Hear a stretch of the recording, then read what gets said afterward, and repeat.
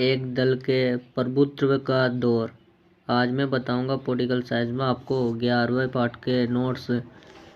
तो पहला क्वेश्चन है, 1952 के चुनाव में कुल मतदाताओं में केवल साक्षर मतदाताओं का प्रतिशत था। तो इसका आंसर हो जाएगा ग वाला 15%। दूसरा क्वेश्चन है, 1948 में भारत के गवर्नर जनरल पद की शपथ किसने ली। तो इसका आंसर हो जाएगा ग वाला चक्रवर्ती राजगोपालाचारी। तीसरा क्वेश्चन है, भारत में दलितों का मसीहा किसे कहा जाता है। तो इसका आंसर हो जाएगा ग वाला BR अम्बेडकर को। चौथा क्वेश्चन है, स्वतंत्र पार्टी का गठन किया। तो इसका आंसर हो जाएगा ए वाला श्री राजगोपालाचारी। और कब किया। तो 1969 में किया है। पांचवा क्वेश्चन है, भारतीय जनसंघ के संस्थापक थे। तो इसका आंसर हो जाएगा ग वाला श्यामा प्रसाद मुखर्जी। और कब हुआ। तो इसका आंसर हो जाएगा 1951। छठा क्वेश्चन है, भारत के पहले चुनाव आयुक्त बने। तो इसका आंसर हो जाएगा ए वाला सुकुमार सेन। प्रश्न 7वां है, स्वतंत्र भारत में पहला आम चुनाव कब हुआ। तो इसका आंसर हो जाएगा ख वाला 1952।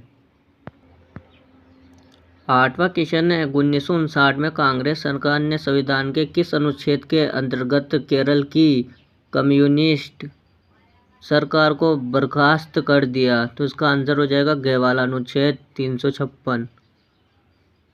नौवां क्वेश्चन है, कांग्रेस सोशलिस्ट पार्टी का गठन कब हुआ था। तो इसका आंसर हो जाएगा क वाला 1934 में। 10वां क्वेश्चन है,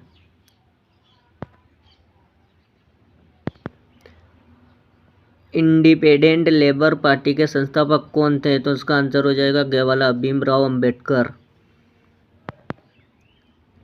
अब आ गए अति लागूरात्मक प्रश्न। तो पहला क्वेश्चन है, समग्र मानववाद के सिद्धांत के प्रणेता का नाम लिखिए। तो इसका आंसर हो जाएगा उत्तर दीनदयाल उपाध्याय। प्रश्न दूसरा क्वेश्चन है, भारत में एक दल के प्रधानता के युग में किस दल को सबसे अधिक प्रभावशाली माना गया। तो इसका उत्तर हो जाएगा भारतीय राष्ट्रीय कांग्रेस। तीसरा क्वेश्चन है, भारत में एक दल की प्रधानता का युग कब से कब तक रहा। तो इसका आंसर हो जाएगा उत्तर 1952 से 1977 तक।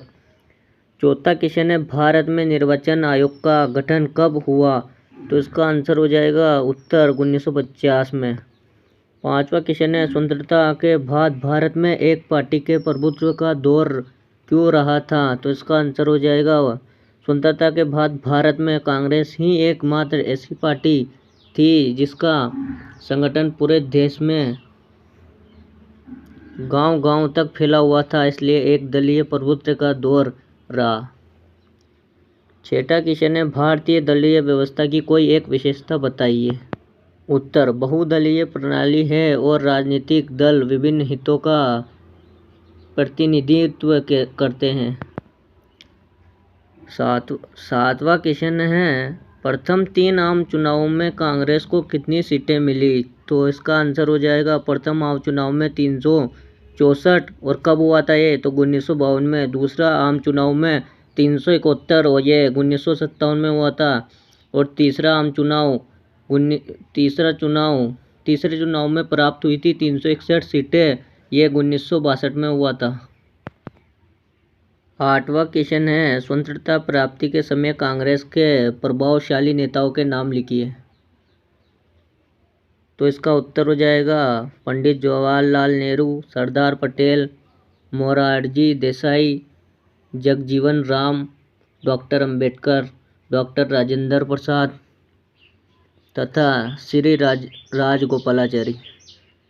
9वां क्वेश्चन है, 1952 के पहले आम चुनाव में लोकसभा के साथ साथ और कौन से चुनाव भी कराए जाते थे। तो इसका उत्तर हो जाएगा राज्य विधानसभाओं के। 10वां क्वेश्चन है, स्वतंत्र पार्टी के निर्देशक सिद्धांत क्या था। तो इसका आंसर हो जाएगा उत्तर राज्य के नियंत्रण से मुक्त अर्थव्यवस्था। 11वां क्वेश्चन है, जनसंघ ने किस विचार पर जोर दिया? तो इसका आंसर हो जाएगा, जनसंघ ने एक देश एक संस्कृति और एक राष्ट्र के विचार पर जोर दिया। 12वां क्वेश्चन है, भारत में किस चुनाव प्रणाली को अपनाया गया? तो इसका आंसर हो जाएगा, भारत में सार्वभौमिक वयस्क मताधिकार के आधार पर सर्वाधिक मत प्राप्त करने वाली जीत प्रणाली को अपनाया गया। 13वां क्वेश्चन है, 1952 के चुनाव में वोट हासिल करने के लिए लिहाज से कौन सी पार्टी दूसरे नंबर पर रही? तो इसका उत्तर हो जाएगा सोशलिस्ट पार्टी। 14 क्वेश्चन है, राष्ट्रीय मंच पर किस नेता के आगमन से कांग्रेस पार्टी को एक आंदोलन में बदल दिया?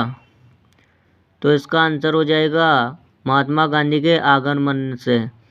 15वां क्वेश्चन है, ऐसे दो राज्यों के नाम बताइए जहां 1952-1967 के दौरान कांग्रेस सत्ता में नहीं थी। तो इसका आंसर हो जाएगा, पहला जम्मू और कश्मीर, दूसरा केरल। तो यह